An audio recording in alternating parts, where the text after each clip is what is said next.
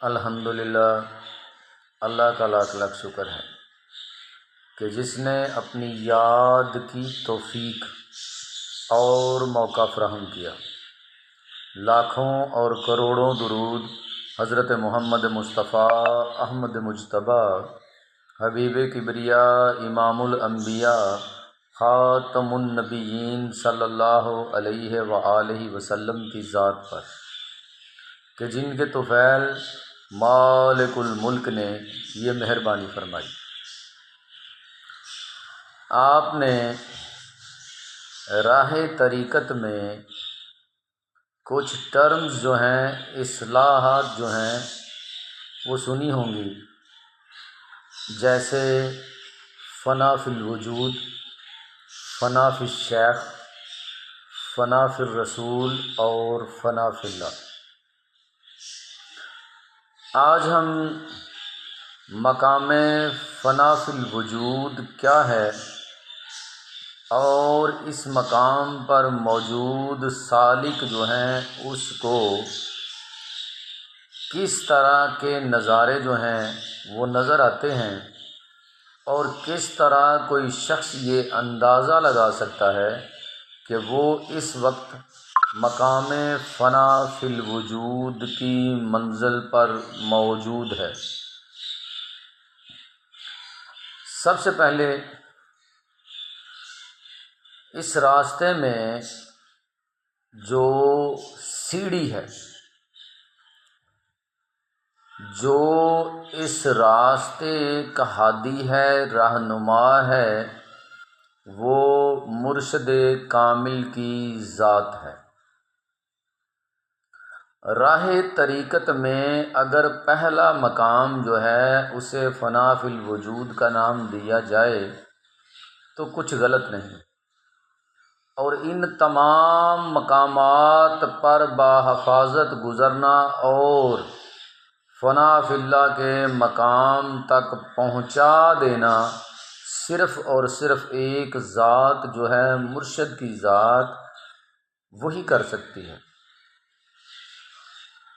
سب سے پہلے جو سبق ہر سلسلے میں دیا جاتا ہے، بالخصوص سلسلہ چشتیہ میں، وہ ہے تصور شیخ۔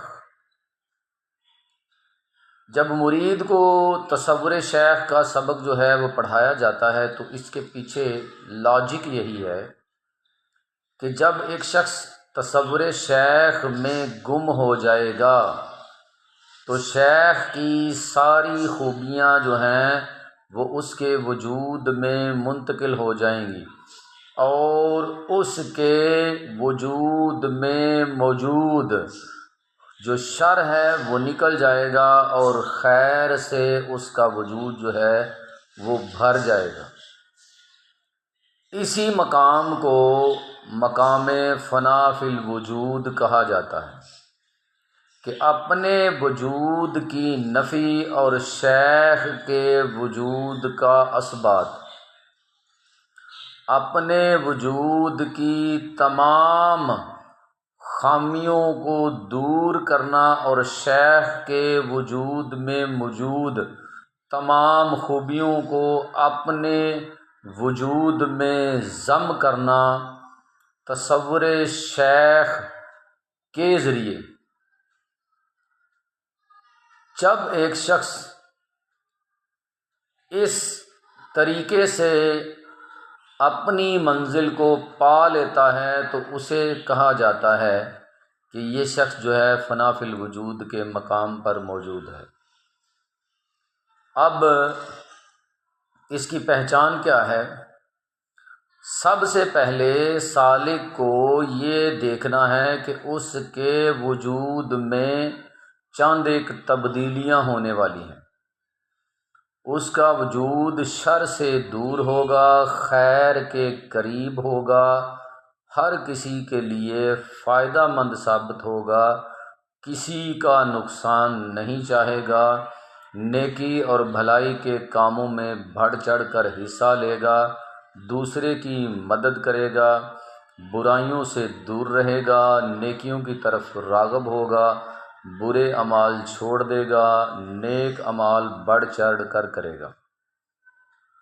اس کے علاوہ ایک انجانی قوت، ایک انجانی طاقت جو ہے وہ اس کے نفس سے نکل کر اس کے مقام اخفا تک چلی جائے گی، اور پھر مقام روح تک، پھر جو قلب کا مقام ہے اس کے گرد چکر لگائے گی، اور سالک جو ہے اس انجانی طاقت کو، اس انجانی قوت کو اپنے اندر محسوس کرے گا۔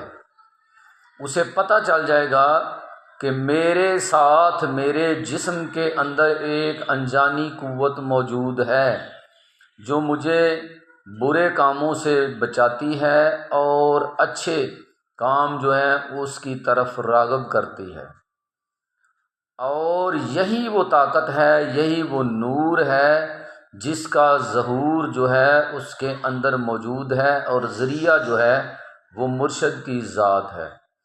اس مقام پر پہنچ کر بہت سے لوگ جو ہیں وہ گمراہ ہو جاتے ہیں۔ کبھی کبھی یہ آواز آتی ہے کہ میں ہی رب ہوں، یہاں سے پھر گمراہی کا راستہ جو ہے وہ شروع ہو جاتا ہے۔ اس مقام پر بھی آپ نے اپنے مرشد کی ذات کے تصور کو نہیں چھوڑنا، یہی آپ کی کامیابی کا راز ہے۔ جب آپ مرشد کے تصور سے ہٹے اسی وقت آپ گمراہ ہو جائیں گے۔ آپ نے اپنے آپ کو صرف اور صرف مرکز پر قائم رکھنا ہے، اور مرکز آپ کے مرشد کی ذات ہے۔ آپ نے مرشد کی ذات کو کسی بھی لمحے، کسی بھی وقت جو ہے وہ آپ نے بھلانا نہیں ہے، اور نہ اس سے دور جانا ہے۔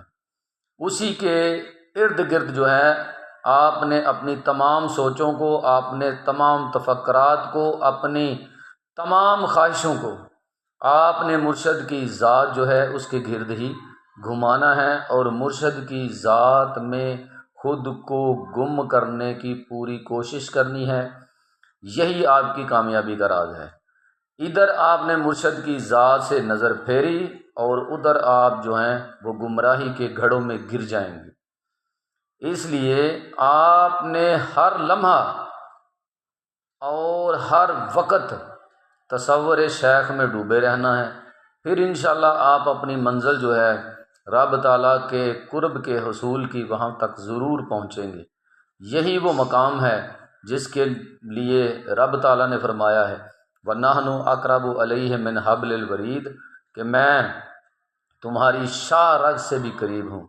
تو اس کو سمجھنے کی کوشش کریں۔ جتنے راہ تصوف کے مسافر ہیں وہ اچھی طرح سے اس کو ذہن نشین کر لیں کہ مقام فنا فی الوجود پر پہنچ کر بھی آپ نے ہر صورت مرشد کی ذات کو سامنے رکھنا ہے اور اپنے مرکز پر قائم رہنا ہے۔ جو مرکز پر قائم رہے گا وہی کامیاب ٹھہرے گا۔ امید ہے آپ کو بات کی سمجھ آ گئی ہوگی۔ اللہ تبارک و تعالی عمل کی توفیق عطا فرمائے۔ وما علینا الا البلاغ المبین۔ السلام علیکم۔